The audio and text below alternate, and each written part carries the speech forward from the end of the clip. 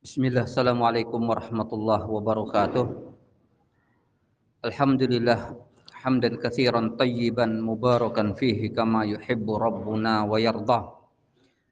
Asyhadu an la ilaha illallah wa asyhadu anna Muhammadan abduhu wa rasuluhu sallallahu ala nabiyyina Muhammad wa ala alihi wa ashabihi wa man tabi'ahum bi ihsan ila yaumiddin amma ba'du. Alhamdulillah, seperti sebelum-sebelumnya, yaitu setiap Jumat malam Sabtu kajian rutin kita di masjid ini dengan materi fikih dan masih di fikih salat dan masih di bab al-has, hasungan dan anjuran alal khusyuk, untuk khusyuk di dalam salat. Dikatakan kemarin bahwasanya khusyuk dalam salat itu merupakan lub as-shalah, pokok daripada salat, dan nilai salat seseorang itu ada pada kekhusyuannya. Khusyuk ini adalah hadir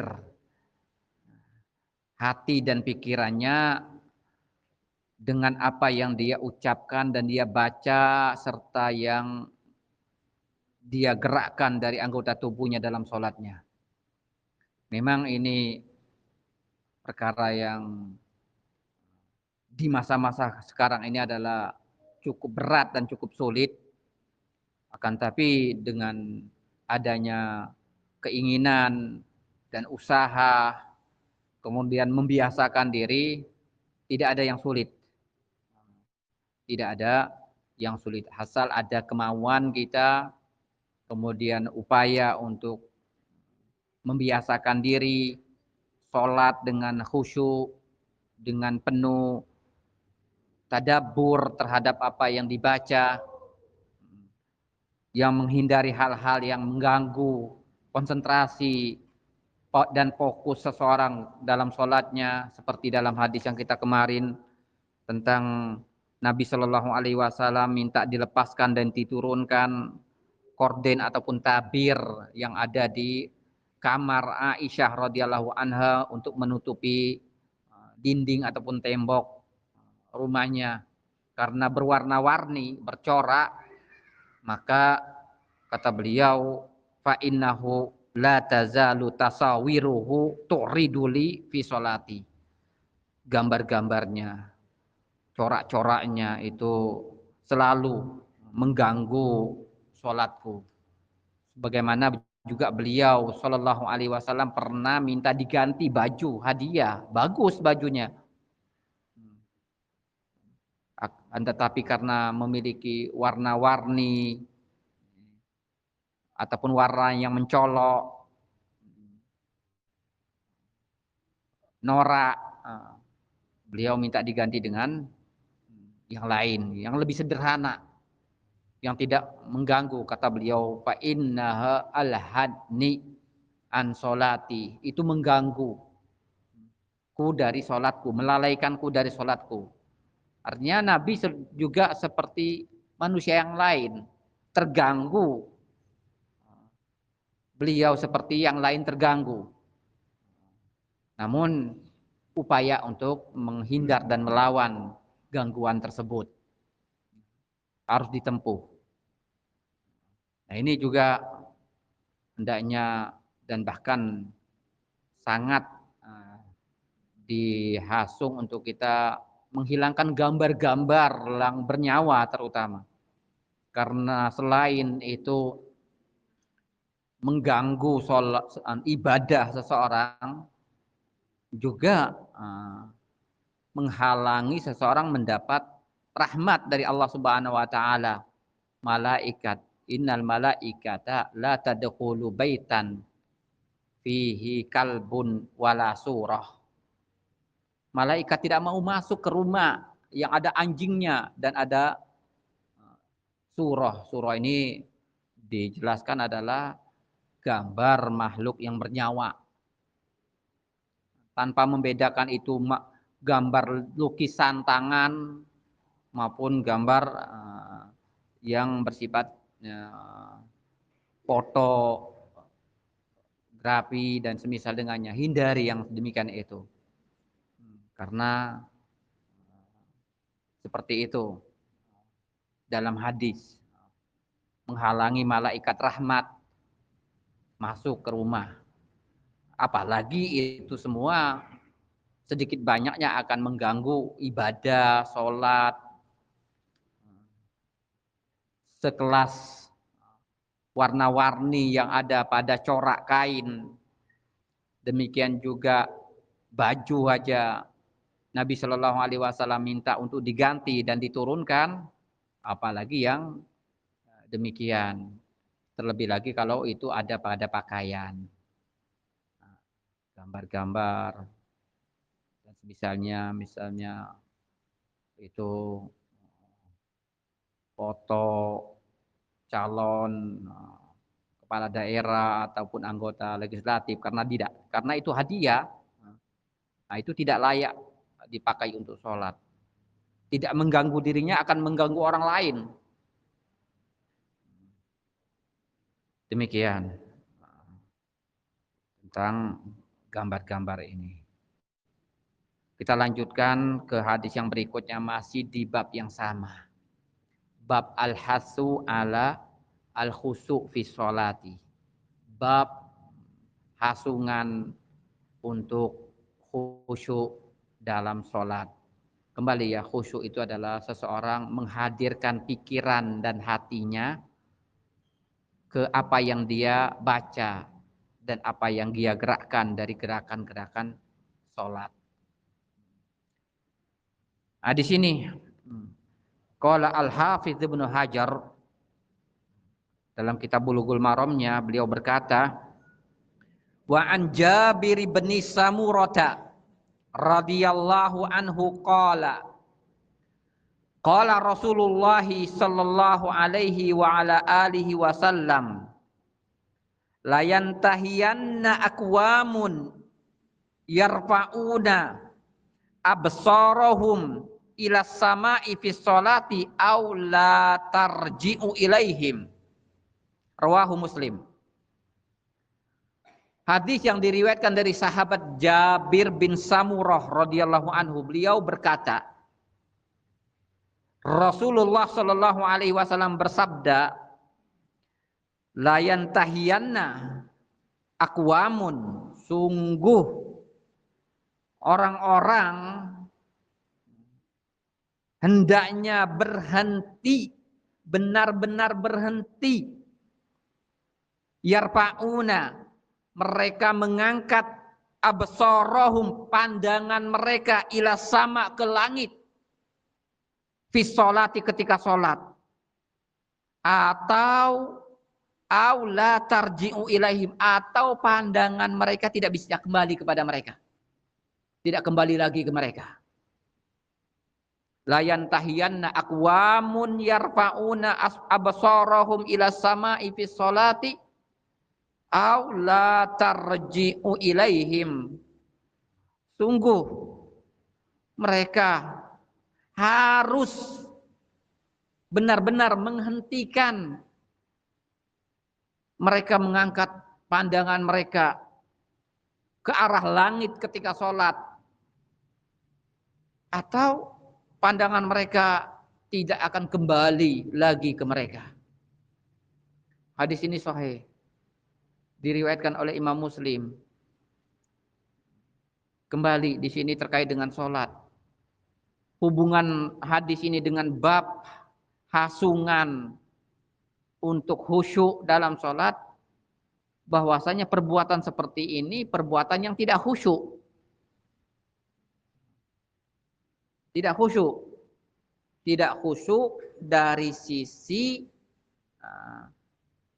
anggota badannya, pandangannya. Jadi yang namanya khusyuk itu adalah rangkaian anggota badan dan hati. Dan kalau ini kan terkait dengan sikapnya, anggota tubuhnya, mata,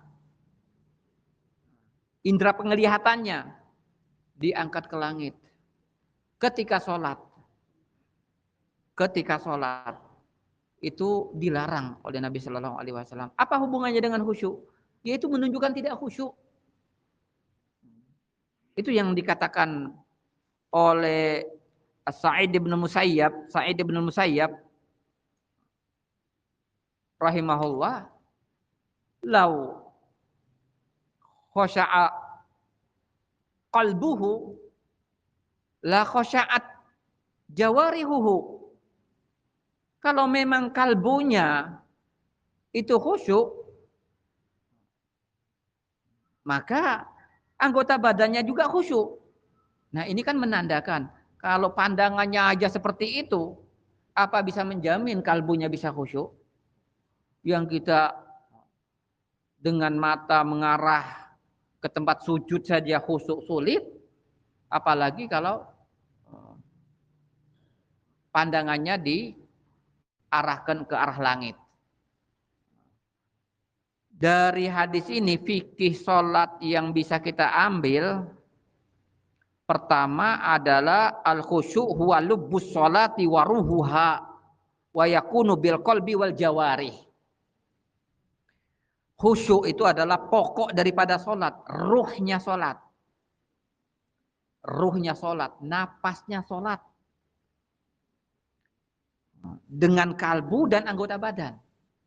Jadi istilah khusyuk itu bukan hanya pada kalbu hati saja, tapi juga khusyuk anggota badan. Meliputi khusyuk anggota badan. Bagaimana khusyuk anggota badan? Ya tidak banyak gerak, tidak menoleh kemana-mana, ke kanan dan ke kiri, juga ke atas. Betul-betul tenang anggota badannya. Kalau kalbu tentunya, kalbu dan pikirannya mengikuti apa yang dia baca dan apa yang dia gerak. Walladzi yarfa'u basarahu ila samai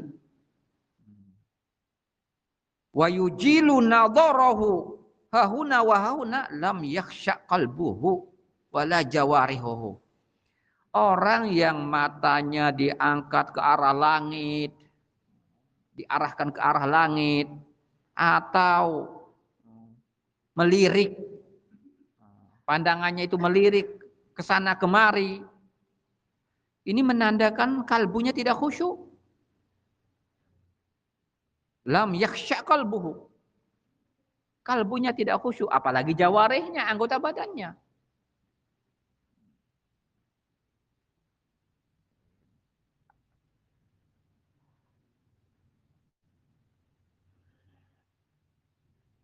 Dzalika annal qalba yufakkiruhu yatba'uhu an-nadharu.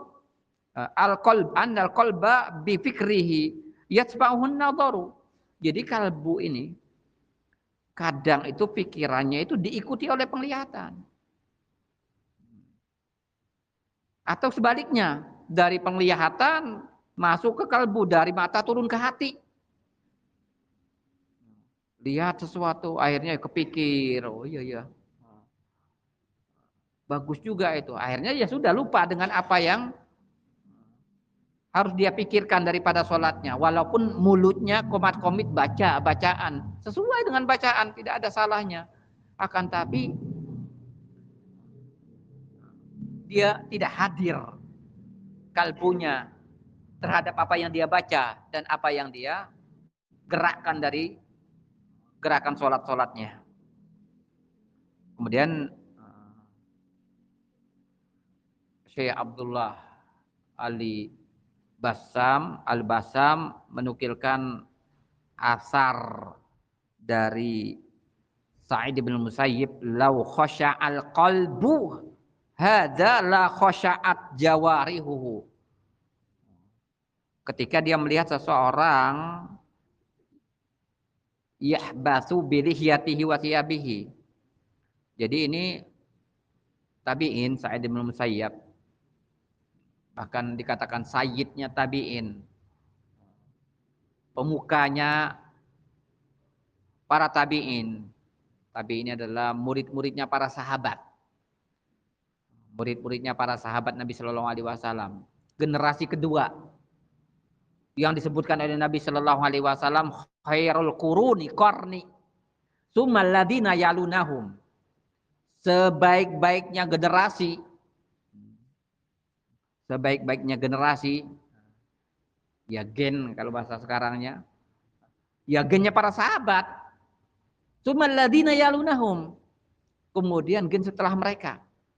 Generasinya setelah para sahabat siapa? Yaitu para tabi'in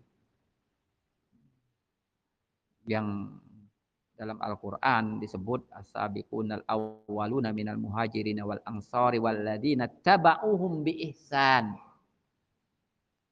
Kaum muhajirin dan kaum ansar serta orang-orang yang at-tabi, yang mengikuti mereka dengan baik.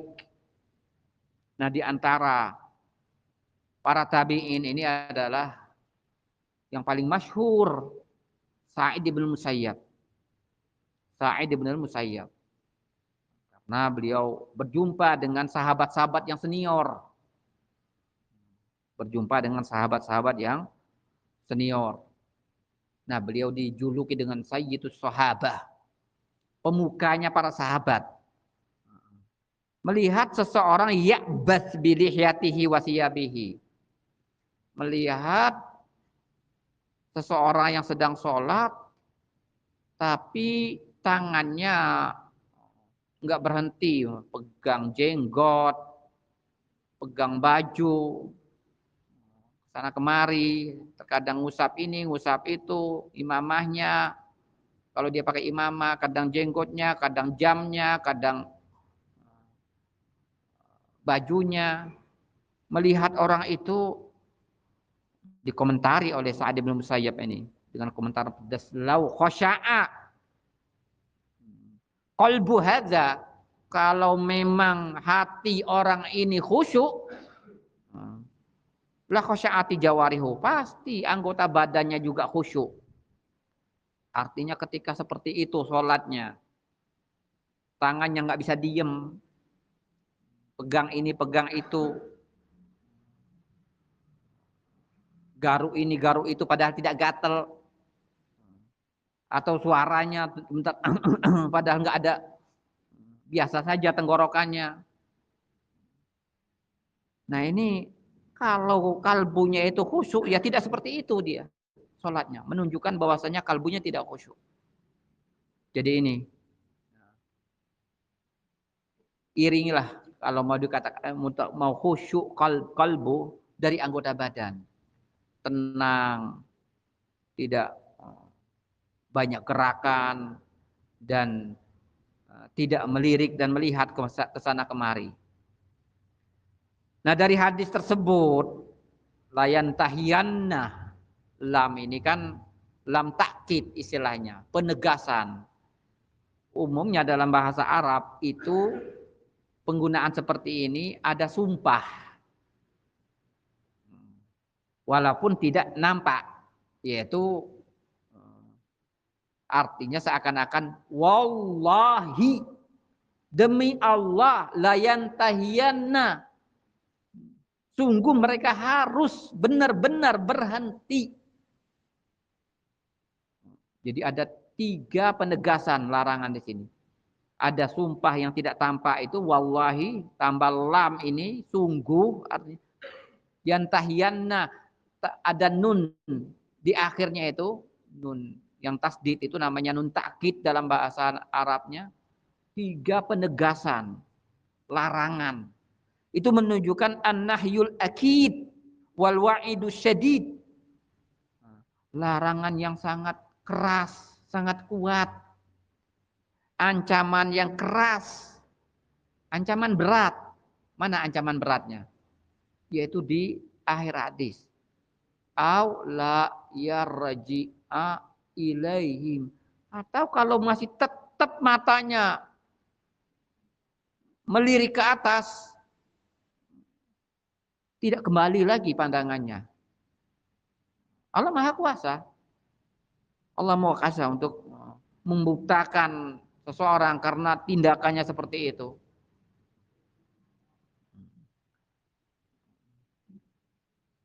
Kemudian faqad rawa al-Imam Ahmad wa Abu Dawud wa Nasa'i min hadisi Abi Dzarrin qala Rasulullah sallallahu alaihi wasallam la yazalullahu muqbilan 'alal abdi fi sholatihi ma lam yaltafit fa idza sarafa wajhuhu in sarafa anhu. Jadi ini hikmahnya kenapa tidak boleh lirik-lirik ke atas selain tidak khusyuk. Ini adalah bertentangan dengan ini. Senantiasa Allah itu menghadap ke arah hamba, ke arah hambanya ketika sholatnya, selama dia tidak memalingkan pandangannya. Yaltafit, menoleh. Menoleh itu kan enggak mesti menoleh ke kanan ke kiri, termasuk menoleh ke atas. Fa idza sarafa wajhu, ketika dia memalingkan wajahnya, maka Allah pun akan berpaling darinya. Jadi kembali, saatnya seseorang itu bermunajat, berhadapan langsung dengan Allah itu adalah ketika sholat. Ketika sholat. Dan ini harus ditanamkan baik-baik kalau mau khusyuk. Ketika kita sholat itu adalah kita berhadapan dengan Allah. Dalam hadis ini menunjukkan Allah pun akan menghadap ke arahnya selama seseorang tidak menoleh wajahnya kemana-kemana, ke sana kemari. Ketika wajahnya ditolehkan ataupun diarahkan ke selain, ke depan ataupun ke arah sujud, maka Allah Subhanahu wa taala akan berpaling darinya. Wal iyadu billah, kalau Allah berpaling dari seseorang, itu merupakan suatu peringatan keras.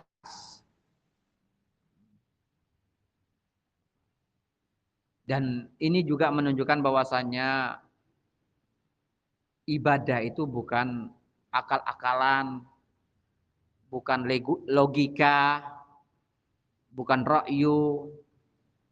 Artinya mungkin kalau main akal-akalan, logika dan ra'yu, bukan kan katanya Allah itu di atas. Ya, yakin kita. Itu adalah merupakan akidah ahli sunnah wal jamaah, akidah Islam. Allah di atas. Karena dalam Al-Quran seperti Ar-Rahmanu 'alal arsy istawa. Ar-Rahman, Allah berada di atas arsy istiwa. A'amintum man fis sama, apakah kalian merasa aman dengan yang di langit? Banyak sekali. Dan ketika bacaan sujud kita mengatakan Subhana rabbiyal a'la. Maha suci Rabbku yang maha tinggi di atas. Itu akidah Ahlussunnah wal Jamaah. Mungkin seorang main logika, kenapa enggak kita melihat ke atas saja? Karena Allah di atas. Ya enggak demikian, agama itu sesuai dengan sunnah. Sesuai dengan ada ataupun tidaknya tuntunan. Demikian juga mengikuti aturan. Kalau itu ada larangan. Makanya Nabi mengatakan, "Shollu kama ra'aitumuni usolli." Sholatlah kalian sebagaimana kalian melihat aku sholat. Nah, di antara yang dilarang adalah, ya tentunya pasti Nabi tidak akan melakukannya. Mengarahkan pandangannya ke langit. Mungkin seseorang masih ngeyel biasanya. Karena tidak puas dengan sunnah. Itu buktinya prakteknya banyak yang mengarahkan pandangannya ke langit sambil sholat. Kok nggak buta? Kok nggak buta-buta? Nah, ini kan seperti ini. Kan banyak yang hadis seperti ini, seperti ancaman Nabi seseorang yang mengangkat kepalanya dari ruku ataupun sujud sebelum imam. Mengangkat kepalanya artinya dia terburu-buru. Itu kan diancam oleh Nabi Shallallahu Alaihi Wasallam. Atau ulaya ja'alamna satu surat al-himar, wajah al-himar, ra'suhu ra'sal himar, atau kama qala sallallahu alaihi wasallam, atau orang tersebut Allah jadikan kepalanya ataupun wajahnya wajah himar. Himar itu keledai. Itu kan ancaman. Tapi kan banyak orang yang artinya main logika gitu ya. Yang melakukan itu tapi kok nggak jadi himar, nggak jadi keledai. Nah ini yang pertama hendaknya kita lawan akal-akalan ini dengan sami'na wa ato'na kepada apa yang diperintahkan oleh Allah dan Rasulnya dan apa yang dilarang. Yang kedua adalah Allah Maha Kuasa untuk mewujudkan itu ketika Allah mengancam, entah dunia maupun akhirat. Adab dunia masih lebih ringan dibanding dengan adab akhirat. Bisa jadi itu adalah merupakan adab akhirat kelak. Seseorang dibutakan matanya karena dia di dunia sholatnya seperti itu. Atau wajahnya ataupun kepalanya dirubah menjadi kepala keledai. Karena dia mendahulukan imam mengangkat kepala dari sujud ataupun dari ruku. Dan yang lainnya daripada ancaman-ancaman tersebut. Kita berpegang dengan apa yang disabdakan oleh Rasulullah yang tidaklah berbicara dengan hawa nafsu melainkan wahyu yang Allah turunkan kepadanya. Dan ini harus ditanamkan betul. Karena ketika seseorang mengatakan asyhadu anna Muhammadar Rasulullah, aku bersaksi Muhammad adalah Rasulnya Allah, utusan Allah, kita harus meyakini tasdiqu fima akhbar, meyakini apa yang diberitakan oleh Nabi Shallallahu Alaihi Wasallam. Wa ta'atuhu fima amar, taat ke perintahnya. Wa tinabu manaha anhu wa zajar, dan meninggalkan dan menjauhi apa yang dilarang dan apa yang dicegah oleh beliau. Ini termasuk yang dicegah ya seperti ini. Kemudian wa ibadatullahi bima syara'ah hadan nabi, beribadah kepada Allah sesuai dengan syariatnya. Begitu. Kemudian yang kedua, terkadang itu ancaman dari Allah dan Rasulnya. Layaknya azab dan siksaan Allah adalah seperti itu. Contohnya, harusnya azab bagi orang yang masih melirik ke atas ataupun memandang ke atas, itu adalah buta. Namun Allah masih berkasih sayang. Lutfan, karoman dari Allah Subhanahu wa taala.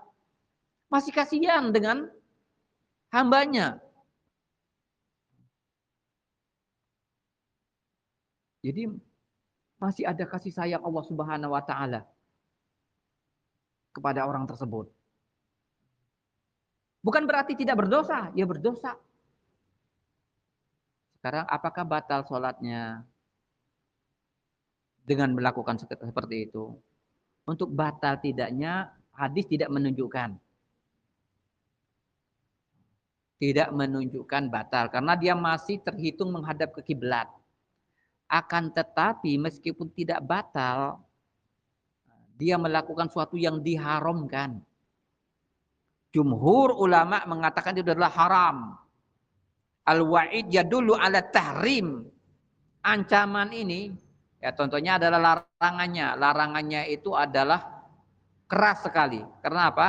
Karena ada disertai dengan sumpah. Wallahi, walaupun situ tidak tampak, tapi dalam bahasa Arab, konteks seperti ini menandakan ada sumpah yang tersembunyi.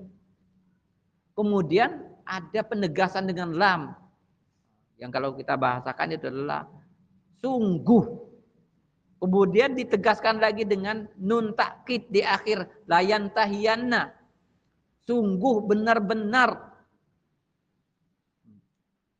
Nah itu yang ketiga adalah ancamannya. Ancaman seperti ketika para ulama mengatakan sholat berjamaah itu wajib loh. Apa dalil? Itu loh, Nabi SAW sampai mengancam. Mau membakar rumah orang-orang yang malas sholat berjamaah subuh ke masjid. Dalam hadis. Itu menunjukkan bahwasanya sholat berjamaah bagi laki-laki yang bisa datang dan tidak ada udur, itu adalah wajib. Nah, demikian juga di sini. Ini terkait dengan larangan. Meskipun sholat ya tetap sah sholatnya. Akan tapi dia sholat sambil berbuat dosa. Nah, terkadang yang seperti ini membuat sholat seseorang tidak menjadi pencegah dari perbuatan keji dan perbuatan mungkar. Kalau sholatnya itu bagus khusyuknya, bagus pelaksanaannya, kita yakin inna sholata tanha anil fahsya'i wal munkar. Sesungguhnya sholat akan mencegah dari perbuatan keji dan perbuatan mungkar. Dan perbuatan-perbuatan ini yang kita khawatirkan itu akan mempersulit hisab di hari kiamat. Yang dikatakan awwalu ma yuhasabu ya al-abdu yaumal qiyamati fi sholati. Yang pertama dihisab seorang hamba di hari kiamat adalah sholatnya. Kalau sholatnya itu bagus, yang lainnya jadi ikut bagus. Namun kalau sholatnya jelek, maka yang lainnya hisabnya jadi jelek juga. Makanya sholat itu adalah cermin baik dan buruknya seseorang. Maka mau jadi dan memperbaiki diri, mulailah dengan memperbaiki sholatnya. Kemudian, lantas, apakah kita harus memejamkan mata ketika sholat? Kata Ibnu Qayyim, tidak. Lam yakun min hadihi taghmidu ainihi. Bukan petunjuk dan cara Nabi sholat sambil memejamkan mata. Ya gimana enggak memejamkan, banyak pandangan ini, pandangan itu. Yang jelas ya demikian.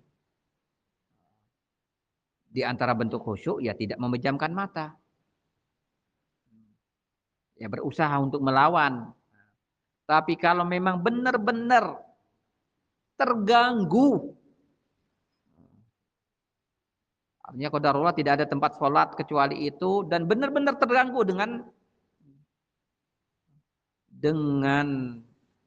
pandangan yang ada di tempatnya, pemandangan yang ada di sekitarnya. Sedangkan waktu sholat terbatas misalnya. Kalau ingin mencari tempat yang lebih aman, maka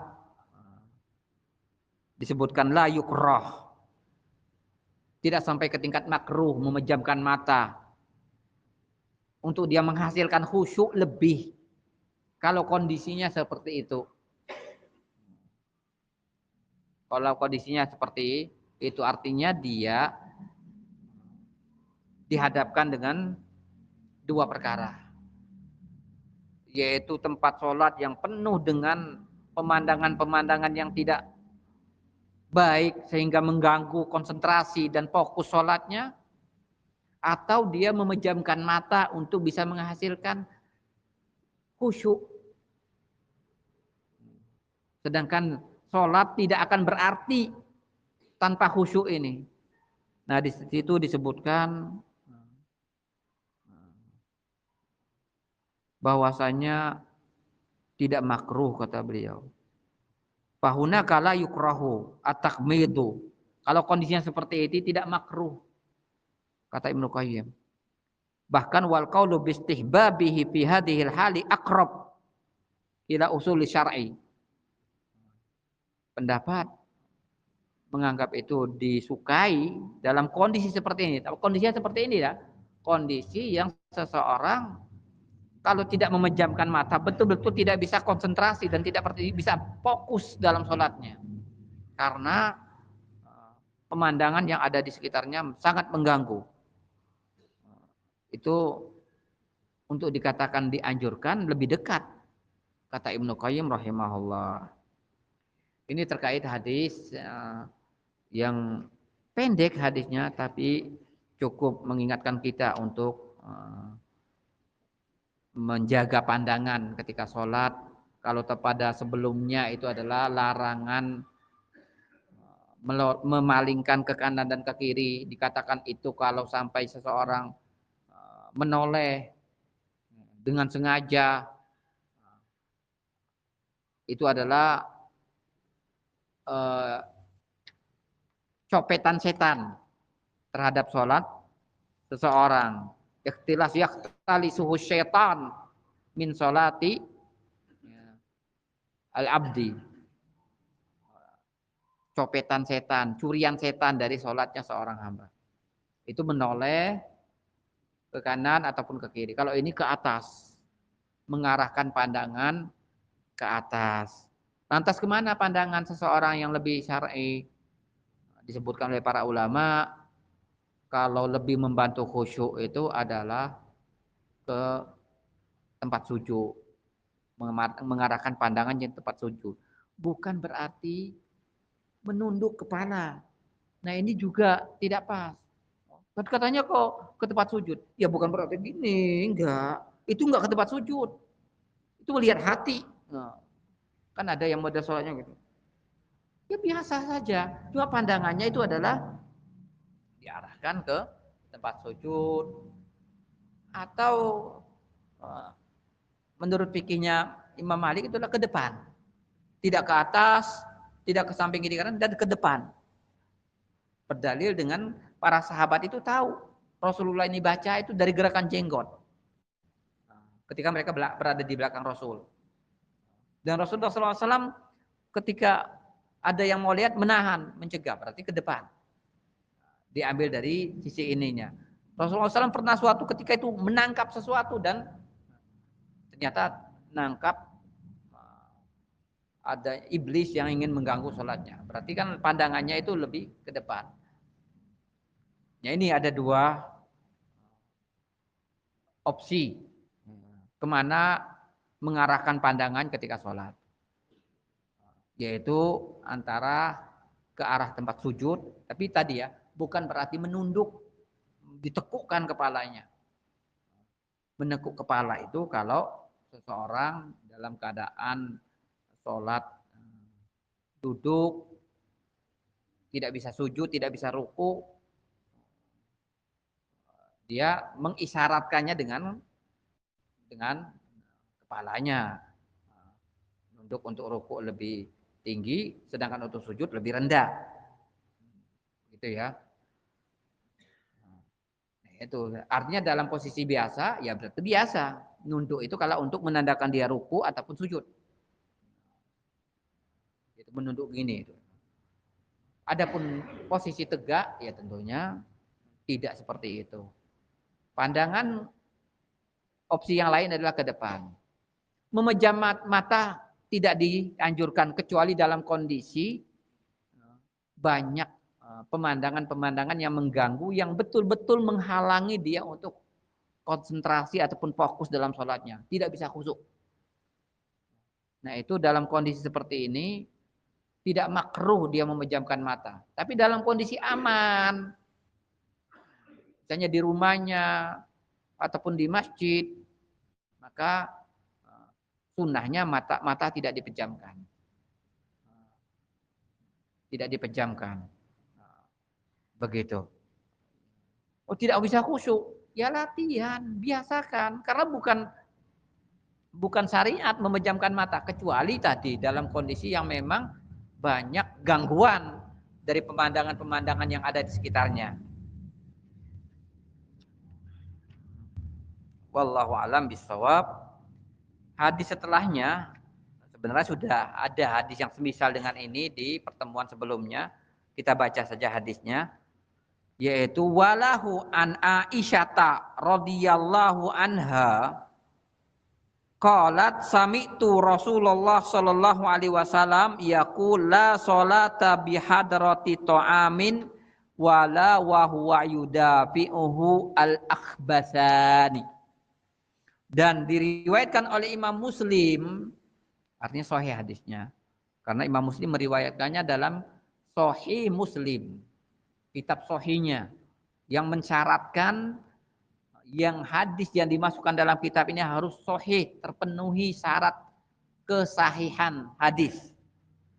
Dari sahabat Aisyah radhiyallahu anha, qalat, beliau berkata, sami'tu Rasulullah, aku mendengar Rasulullah sallallahu alaihi wasallam yaqul, bersabda, la sholata, tidak ada salat.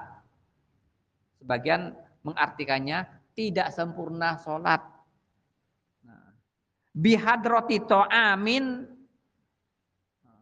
ketika sudah terhidangkan makanan, sudah hadir makanan untuknya.